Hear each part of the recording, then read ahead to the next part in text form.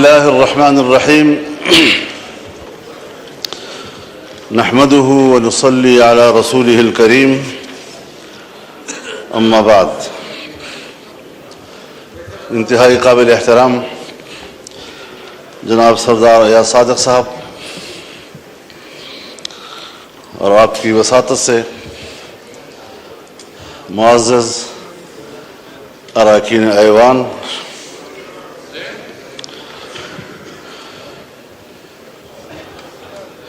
हल्फ बर्दारी के बाद मैं पहली मरतबा ऐवान में हाज़िर हो रहा हूँ और ये भी इरादा है कि कुछ मौरूज़ात आपकी खिदमत में पेश कर सकूँ। मुझसे पहले जनाब असद कैसर साहब जो बात कर रहे थे, उनका जो मुतालबा था मेरे ख्याल में उनका मुतालबा सही था और जलसा करना उनका हक़ है और मैं उनके इस मुतालबे की हिमायत करता हूँ।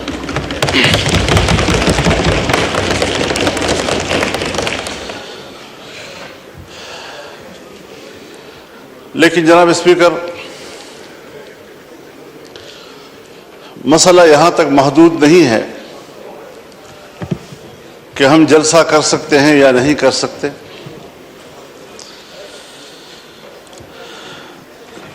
इस बात पर संजीदगी से गौर किया जाए कि हमारा मुल्क आज कहाँ खड़ा है।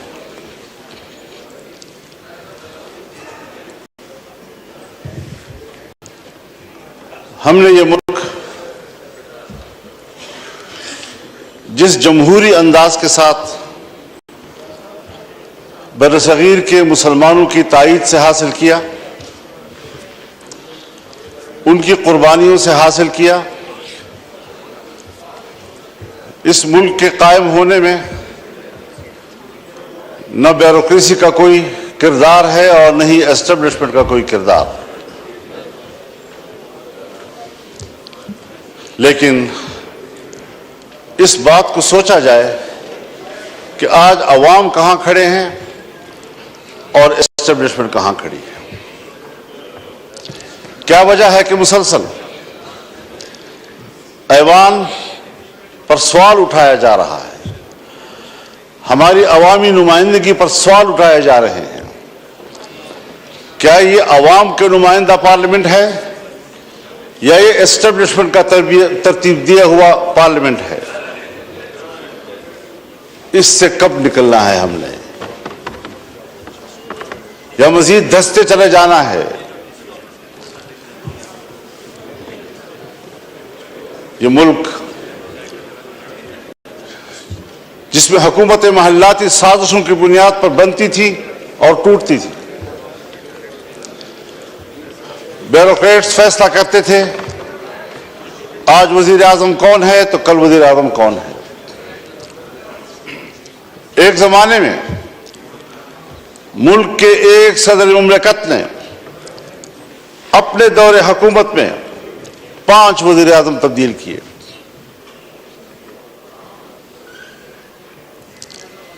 बड़ी मुश्किल के साथ, अवाम की जद्दोजहद के साथ इस मुल्क में आम आदमी को वोट का हक मिला। पार्लिमानी तर्ज हुकूमत पर इत्तेफाक हुआ। इलेक्शन हो गए सन 1970 में,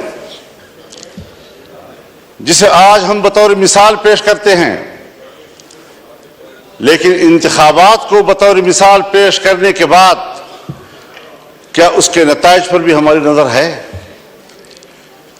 जिसके नतीजे में मुल्क दो लख्त हो गया, हम पारा पारा हो गए। कायदे आजम ने जो कौम को मोटो दिया था, इत्तेहाद, तंजीम और यकीन महकम, वो कहां रहा? कायदे आज़म का पाकिस्तान कहां है आज? शायद तारीख उसके हकायक से पर्दा उठाएगा। तारीख माफ नहीं करती किसी को। थोपा गया सियासतदानों पर और किरदार जनरल आगा यहया खान था। हुकूमत को चलने ही नहीं दिया गया। फिर माशाल्लाह, फिर हम कुछ संभले तो फिर माशाल्लाह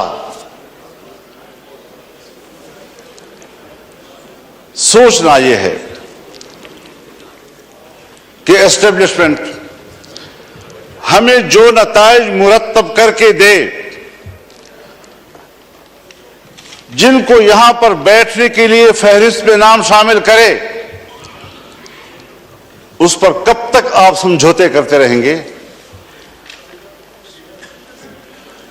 कब तक हम ये सोचते रहेंगे, भीख मांगते रहेंगे उनके दरवाजों पर बैठकर? और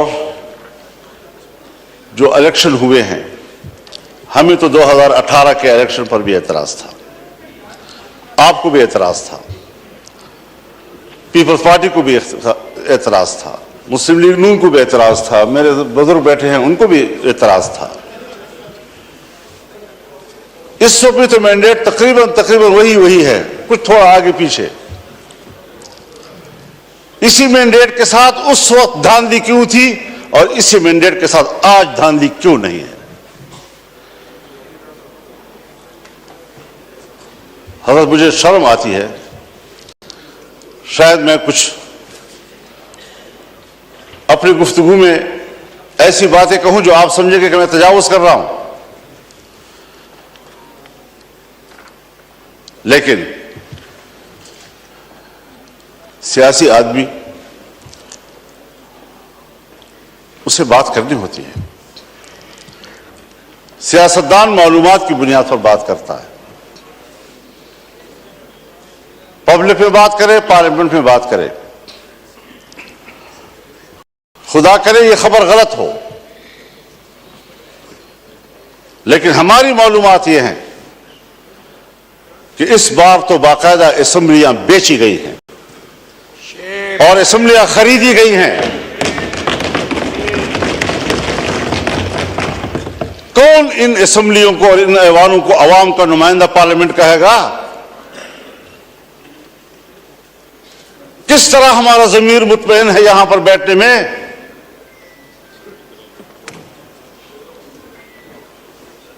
हारने वाले भी परेशान और जीतने वाले भी मुतमईन नहीं। इस कैफियत में हुकूमत में बैठी हुई जमातें,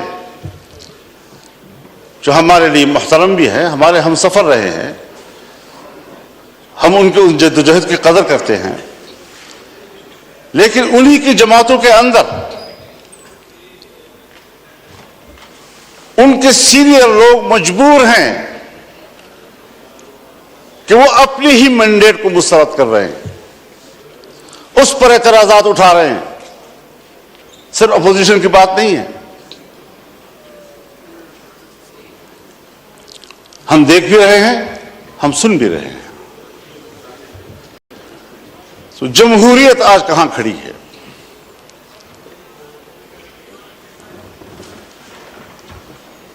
ये सिर्फ इसलिए हम यहां कमजोर बैठे हुए हैं कि हमने हर मरहले पर कंप्रोमाइज किया है। हमने अपने उसूल पे समझौते किए हैं, हमने अपनी जमहूरियत बेची है, हमने अपने हाथों से अपने आका बनाए हैं, और जब हम ही अपने हाथों से अपने लिए आका बनाएंगे, यही होती है आखिरत की निशानी। जब रसूलुल्लाह सल्लल्लाहु अलैहि वसल्लम से हज़रत जिब्रील ने पूछा कि आप क़यामत की अलामात के बारे में बताएं, तो आपने पहली बात की अंतलिदल अमत रब्बतहा,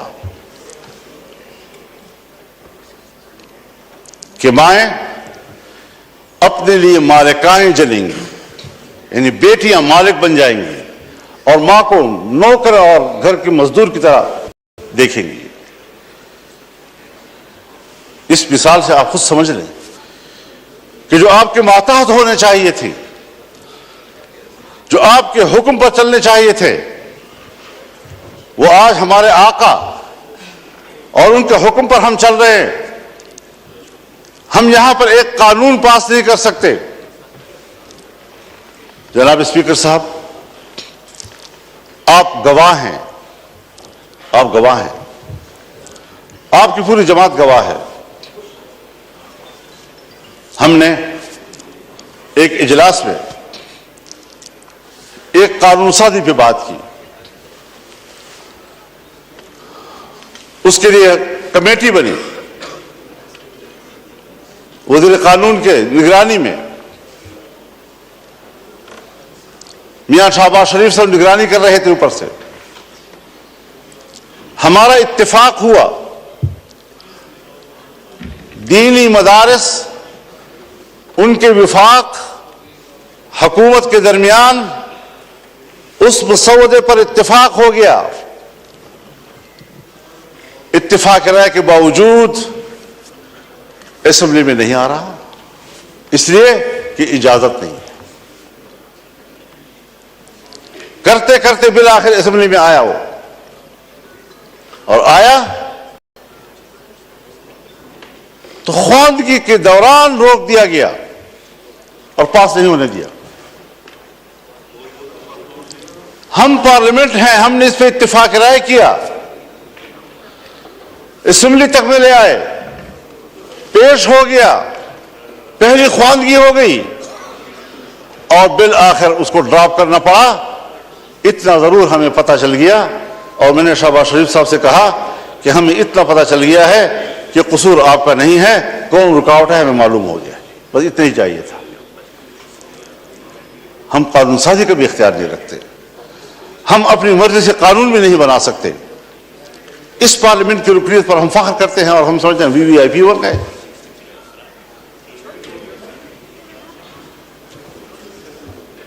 आज जरा मुआवजा तो कीजिए जनाब स्पीकर,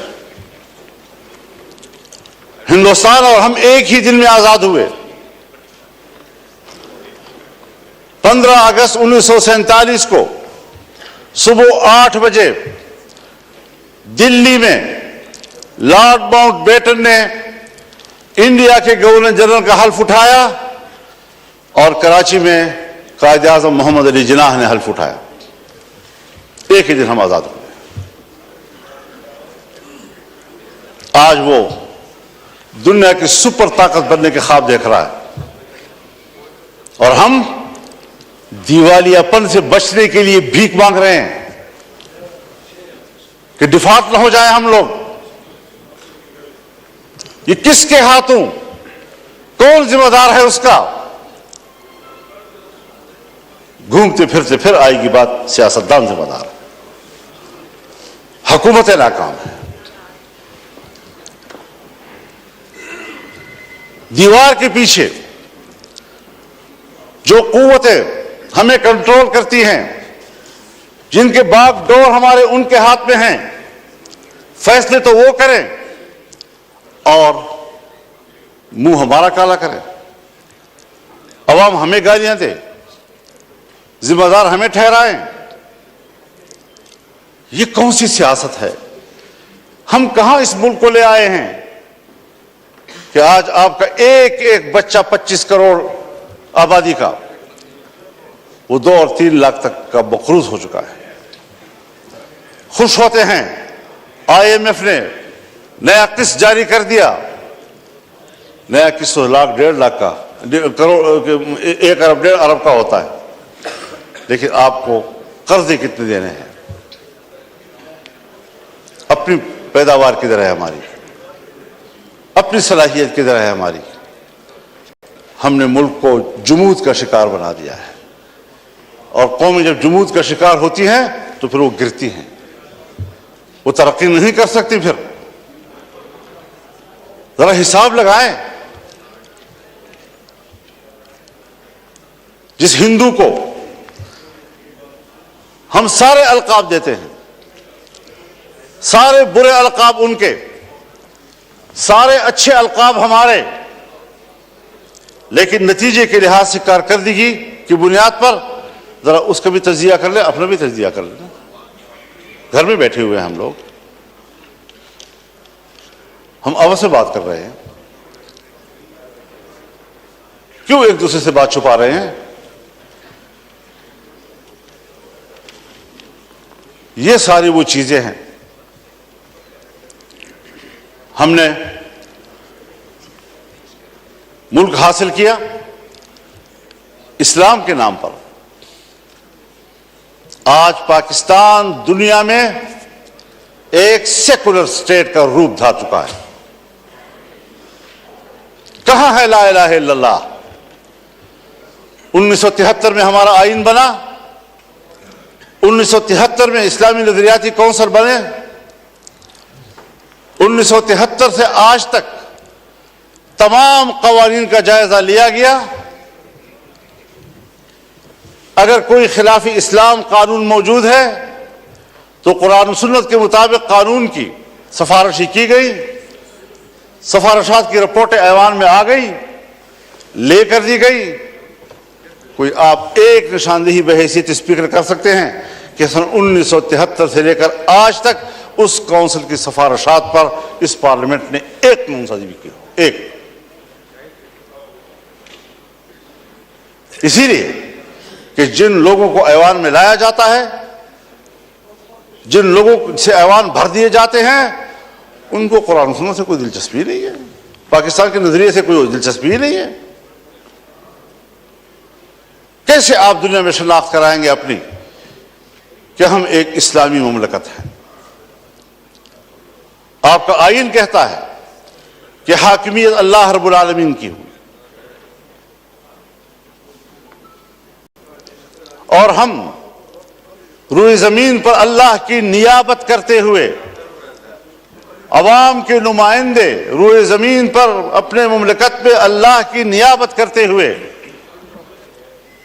उनकी तालीमात के मुताबिक कानूनसाजी करेंगे। हमारी इनफरादी इज्तिमाई जिंदगी कुरान और सुन्नत किताबें होगी। ये मैं नहीं कह रहा, मेरा आईन कहता है। ये मेरा आईन कहता है कि इस्लाम पाकिस्तान का मुमलकती मजहब होगा। ये मेरा आईन कहता है कि कानून साजी कुरान और सुन्नत के ताबे होगी। ये मेरा आईन कहता है कि कुरान और सुन्नत के मुनाफिक कोई कानून साजी नहीं होगी। इस पर कोई अमल दरामद कागजी हद तक भी आप तो उन इदारों को भी पाबंद कर रहे हैं, नेस्तनाबूद करना चाहते हैं, जो इदारे आपके इस मुल्क में किसी तरह दीन और मजहब की अलामत हैं। उनको आप मुआशरे का मेन स्ट्रीम ही नहीं समझते।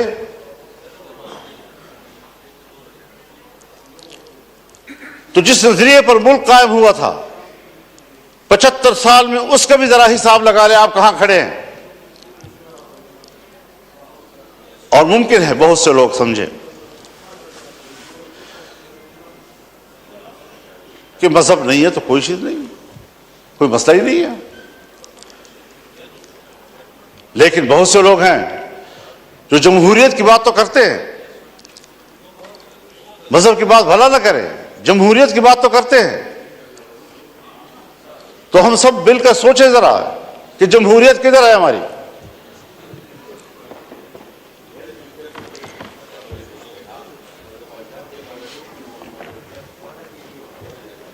'54-55 से, सन 1954-55 से 58 तक नीम मार्शल्ला, 58 से लेकर 71 तक मुकम्मल मार्शल्ला, 77 से फिर मार्शल्ला, 99 से फिर मार्शल्ला, और हम कंप्रोमाइज करते रहे। यहां इसी ऐवान में हमने कानून साजी करना चाहिए।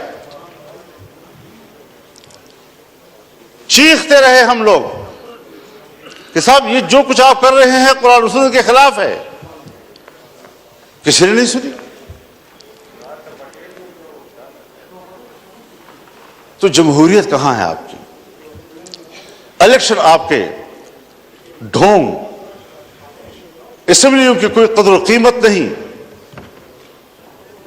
असेंबली में आने वाला अपने आप को मुआज़्ज़ज़ समझता है, अवाम का नुमाइंदा है।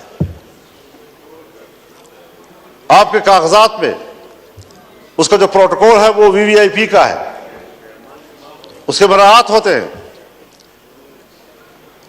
लेकिन क्या हमारा ज़मीर भी मुतमईन है इस बात पर? वस्तफ्ति नफ्सक, अपने ज़मीर से पूछ लो पहले, क्या वाकई हम मुतमईन हैं इन नताइज से? और जनाब असाद साहब, क्या वाकई आप नताइज से मुतमईन हैं? अल्लाह आपको मुतमईन रखे जी, अल्लाह आपको मुतमईन रखे। लेकिन हर चंद के है नहीं है।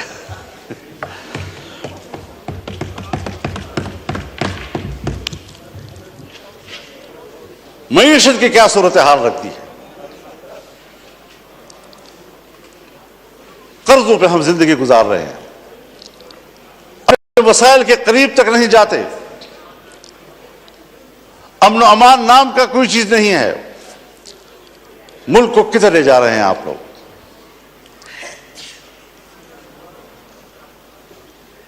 आप आए जरा, लाहौर से जरा सफर करें और आए जरा, मैं आपको दावत देना चाहूंगा डेरा इस्माइल खान में, टांक में, वजीरिस्तान में, लक्की मरवत में, बाजावड़ में। आप वहां आकर जरा देख तो लें कि हमारी वहां क्या हालत है।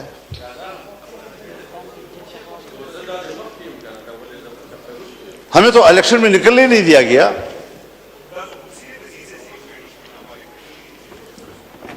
एक तरफ तालिबान की तरफ से ऐलान होता था कि हम इलेक्शन में कोई कार्रवाई नहीं करेंगे, दूसरी तरफ हमें धमकियां मिलती थी।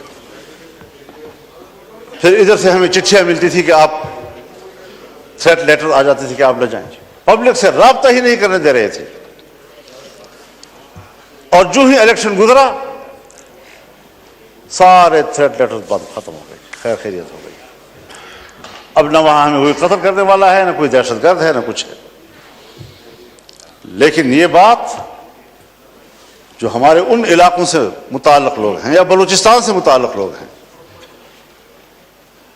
चाहे वो पश्तून बेल्ट है या बलोच बेल्ट है, वहां पर कंट्रोल रियासत का नहीं है। और मैं बड़े अदब से कहूंगा, मुझे ये लफ्ज नहीं कहना चाहिए, लेकिन हकायक को सामने लाते हुए कहना पड़ रहा है कि पाकिस्तान इस वक्त एक गैर महफूज रियासत है। जब रियासत गैर महफूज होगी तो जिम्मेदार कौन होगा?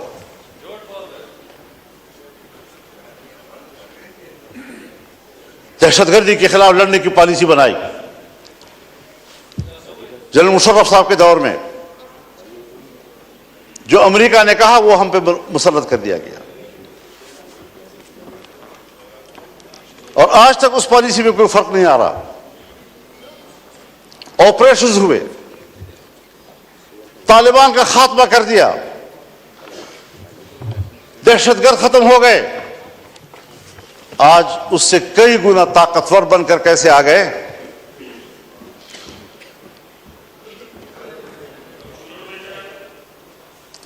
जरा मुझे भी दिखा दे बेटा। बिल्कुल ठीक है जी।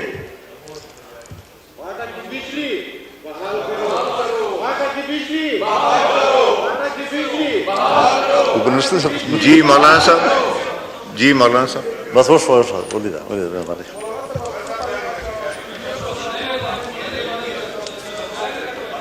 तो जनाब स्पीकर, आफरीदी साहब मैसेज आ गया, आपको पॉइंट ऑफ ऑर्डर में दूंगा, आप तशरीफ रखें।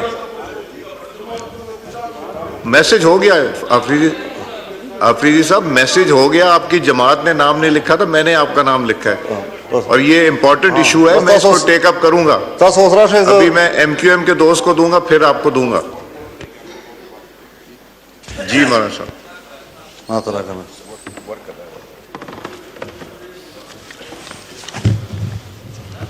ये जो बात यहाँ की जा रही है जनाब स्पीकर, ये मेरे पॉइंट्स में लिखी हुई है और आज भी मौलाना मिसबाहुद्दीन साहब मेरे पास तशरीफ लाए, उससे पहले वफूद आए, हमें मिलते रहते हैं। यकीन जानिए उनकी ज़िंदगी जानवरों से भी बदतर गुजर रही है। न ज़िंदगी महफूज है, न उनको रोज़गार मिल रहा है, बिजली भी नहीं है। कैसे वो ज़िंदगी गुजार रहे हैं आप अंदाज़ा नहीं लगा सकते उनका। मेरे भी मौका देना चाहिए। जी मौलाना मिसबाहुद्दीन साहब को फिर आप मौका देंगे जी। तो सूरत हाल आज यह है कि अमन अमान किधर है आपका जी। मगरिब के बाद आपके थाने बंद हो जाते हैं, मगरिब के बाद पुलिस चौकियां बंद हो जाती हैं, आपकी सारी पुलिस महफूज पनागाहों में चली जाती है और मुसल्लह ग्रुप जो है वो कंट्रोल ले लेते हैं पूरे इलाके का। क्या इस पर कभी गौर हुआ है? बस इलेक्शन है, बस अपनी मर्जी का ऐवान बनाना है, अपनी मर्जी की असेंबली बनानी है। किस लिए अपनी मर्जी की बनाते हो? वोट तो उलमा फरमाते हैं शहादत है, कोई कहते हैं अमानत है, कोई कहते हैं बैअत है। तो यहां तो ना शहादत है, ना अमानत है, ना बैअत है। बैअत मेरे नाम पर करते हैं, बक्सा खुलता है तो किसी और के नाम पर बैअत निकल आती है। अमानत आपके हवाले करते हैं, बक्सा खुलता है तो उसमें अमानत नाम की कोई चीज, तो खयानत ही खयानत होता है। शहादत में सदाकत होती है, जब बक्सा खुलता है तो सदाकत का नाम निशान नहीं होता, शहादत मरी पड़ी होती है। इस सारी सूरत हाल में हमें जरा बताएं कहां हम खड़े हैं। बाजवा साहब फरमाया करते थे कि हमने बाढ़ लगा दिया है और अब कोई अफगानिस्तान न जा सकेगा न आ सकेगा। वो बाढ़ किधर है? उस बाढ़ पर जो अरबों रुपए खर्च हुए वो किधर हैं? कोई पूछ सकता है उनसे? और 30-40 हजार नौजवान यहां से कैसे गए उधर? 20 साल वहां लड़े, बाढ़ भी लग गया था, फिर वो उससे बढ़कर ताकतवर बनकर कैसे वापस आए? अफगानिस्तान से आप जरूर गिला करें कि हमने जिनको पकड़ा है, जिनको मारा है, उसमें अफगानी नेशनल भी हैं। बिल्कुल गिला करें आप उनसे कि उनकी सरजमीन से कैसे लोग इधर आए। उनसे कोताही हुई कि उन्होंने अपने सरहद पर उनको कंट्रोल नहीं किया। लेकिन आप भी तो सरहद पर बैठे हैं, आप क्यों नहीं रोक सके उनको? कैसे मुझ तक रसी के और मुझ पर हमला कर दिया? कैसे आए और बाजोड़ में मैंने 80 लोगों की लाशें उठाई एक ही जलसे में? ये तल्ख वाकयात कोई हमें समझाए तो सही, क्या सियासत हो रही है? मेरे ख्याल में उसूल एक ही है, वही उसूल जो अमेरिका ने अपनाया है कि इस्लामी दुनिया में और कमजोर दुनिया में दहशतगर्दी और अस्करियत पैदा करो, और जहां पर कोई ऐसी अस्करियत पैदा होगी वहां पर अमेरिका को अपनी फौजें ले जाने का जवाब हासिल होगा। दहशतगर्दी उसकी जरूरत है। इस्लामी दुनिया पर अपनी गिरफ्त मजबूत करना, इस्लामी दुनिया में फौजें उतारना। आज तमाम अरब ममालिक के अंदर अमेरिकी फौजें मौजूद हैं, कहीं पर 5000, कहीं पर 3000, कहीं पर 2000, कहीं पर 1000, कहीं पर 500। कोई भी मुल्क ऐसा नहीं है अरब दुनिया का कि जिसके अंदर उनके फौज मौजूद ना हो, जिनके समुद्र में उनके बेड़े मौजूद ना हो। पूरी इस्लामी दुनिया को कंट्रोल कर रहा है। क्या मतलब? मैं तो अमन के लिए जा रहा हूं, इंसानी हुकूक के लिए जा रहा हूं। कौन से इंसानी हुकूक? वो इंसानी हुकूक जो ग्वांटानामो में हमें नजर आए, जहां तुमने मुसलमानों को बरहना करके बंद कोठरियों में फेंका, जिनके बर्फ के तोदों के ऊपर उनको लिटाकर उनके ऊपर बैठकर सिगरेट पीते रहे। आज भी बगराम और शबरगान के उकूबत खाने उनके खून से लथपथ हैं। गवाहियां दे रहे हैं कि यहां क्या मजालिम किए उन्होंने। उनके सामने कुरान करीम को की तजलील की गई। कोई है जो इस पहलू पर भी बात कर सके? बस ये दहशतगर्द, ये दहशतगर्द, ये दहशतगर्द, और उसके मुकाबले में उससे बढ़कर दहशतगर्दी हो रही है और कोई उनको रोकने वाला नहीं है, ना उसको कोई बात करने वाला है। इराक में क्या किया गया? अबू गरैब जेल में क्या जिंदा इंसानों पर नंगा करके उन पर कुत्ते नहीं छोड़े गए और कुत्तों से उनके जिस्म को नहीं नोचा गया? ये हैं उनके इंसानी हुकूक। इस्लामी दुनिया को तोड़ना, मुल्कों को तकसीम करना और इंसानी हक की बुनियाद पर वहां जाना। आज फिलिस्तीन में क्या हो रहा है? अक्टूबर से लेकर अब अप्रैल खत्म हो रहा है, 40,000 से ज्यादा गजा और खान यूनिस के मुसलमान शहीद हो चुके हैं। ये बच्चे हैं, ये खवातीन हैं, ये बेगुनाह शहरी हैं, ये जंगजू नहीं हैं। जंगजू से मुकाबला करो, वो आपके साथ लड़ने के लिए तैयार। सबसे ज्यादा बच्चे जो इन दिनों में शहीद हुए हैं वो गजा के हैं। कोई मुसलमान है हुक्मरान जो उसके लिए कोई आवाज उठाए? और फिर अमेरिका और बरतानिया और यूरोप इंसानी हुकूक की बात करे, जिनके हाथों से इंसानियत का खून टपक रहा है। इंसानियत का खून टपक रहा है और इंसानी हुकूक के अलमबरदार।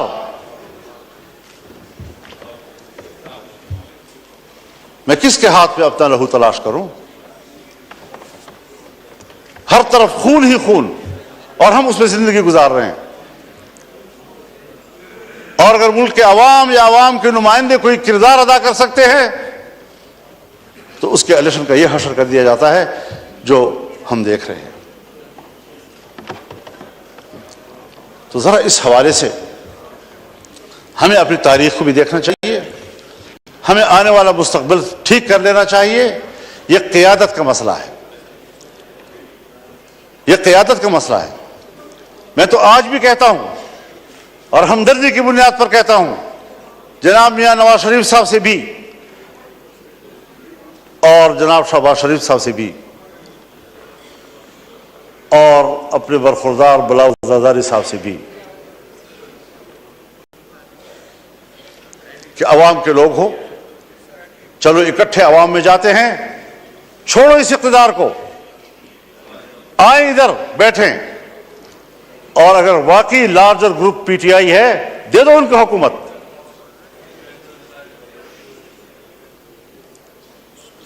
लेकिन शायद मेरी बात जरा अहमुकों वाली से लग रही होगी आप लोगों को कि क्या कह रहा है, कहां से बोल रहा है।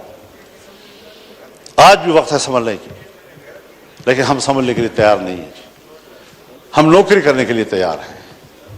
तो फिर जाहिर है कि हमने भी अज़म कर रखा है कि इस गुलामी के खिलाफ जंग लड़ेंगे, मैदान अमल में आकर जंग लड़ेंगे, पब्लिक में जाकर लड़ेंगे, आईन और कानून के दायरे में लड़ेंगे और मुल्क को इस गुलामी से निजात दिलाएंगे कि या तो हमारे ऊपर आलमी कुव्वतें हुकूमत कर रही हैं या फिर हमारी एस्टेब्लिशमेंट हमारे ऊपर हुकूमतें कर रही है। ये निज़ाम हमें कबूल नहीं है और हमारी पोजीशन इस हवाले से बिल्कुल वाज़ेह है। इसलिए हमारा पैगाम हर सतह पर चला जाना चाहिए। हमने जाना है इंशाअल्लाह 2 मई को कराची में मिलियन मार्च होगा इंशाअल्लाह अज़ीज़। 9 मई को पेशावर में इंशाअल्लाह मिलियन मार्च होगा और अगर किसी ने रोकने की कोशिश की तो वो सिवाय इसके कि अपने लिए मुसीबत को दावत देगा और कोई नतीजा उसका नहीं निकलेगा। वो आवाम के इस सैलाब का रास्ता नहीं रोक सकेंगे और इंशाअल्लाह अज़ीज़ ये जद्दोजहद जारी रहेगी। और उम्मीद है उम्मीद रखनी चाहिए कि इसमें आप भी हमारे साथ हों। सैयद वसीम हुसैन साहब।